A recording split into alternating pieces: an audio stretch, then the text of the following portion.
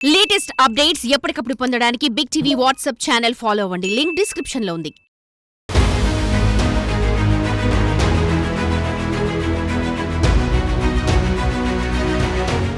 ఆదివారం సెలవు రోజు కావడంతో స్కూల్కు వెళ్లని ఓ బాలిక ఇంటి ముందు ఆడుకుంటుంది. ఈ సమయంలో కాలికేదో కరిచినట్టు అనిపించింది.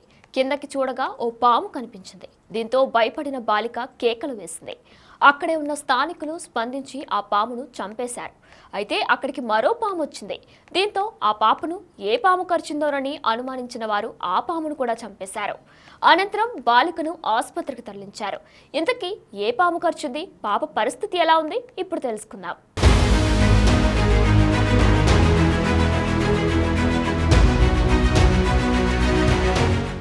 నాగర్ కర్నూలు జిల్లా ఉప్పునంతల మండలం కన్సన్పల్లి గ్రామంలో ఆదివారం 2 పాములు కలకలం సృష్టించాయి.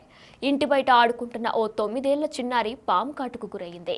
కాలుకేదో కరిచినట్టు గమనించిన చిన్నారి పామును చూసింది. భయంతో కేకలు వేసింది. అక్కడే ఉన్న స్థానికులు వెంటనే స్పందించి ఆ పామును కొట్టి చంపేశారు. అయితే అనూహ్యంగా మరో పాము అక్కడికొచ్చింది. దీంతో ఏ పాము కరిచిందో అర్థం కాని వారు ఆ పామును కూడా చంపేశారు. వెంటనే 2 చనిపోయిన పాములను వెంట తీసుకుని పాపను ఆసుపత్రికి తరలించారు. పాములను చూసిన వైద్యులు సరైన ట్రీట్మెంట్ అందిస్తారని బంధువులు ఆశించారు.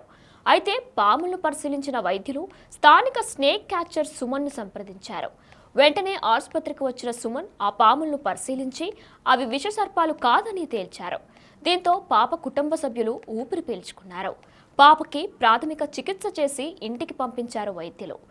నీరు కంటి పాములు విషసర్పాలు కాదని, అవి కరిచినా అంత ప్రమాదం ఉండదని సుమన్ అన్నారు. ఏది ఏమైనా పాపకి ప్రమాదం తప్పడంతో అందరూ అమ్మయ్య అనుకున్నారు. అంతకుముందు 2 చనిపోయిన పాములను ఆసుపత్రికి తెచ్చిన వారిని చూసి ఆసుపత్రిలో ఉన్నవారు భయపడిపోయారు.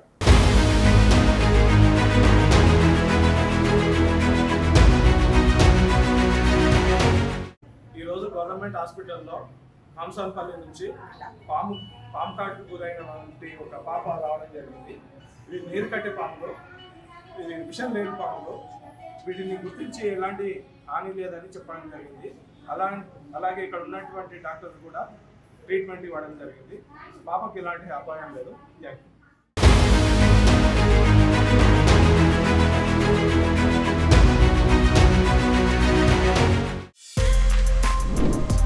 For more videos like this, subscribe Big TV channel.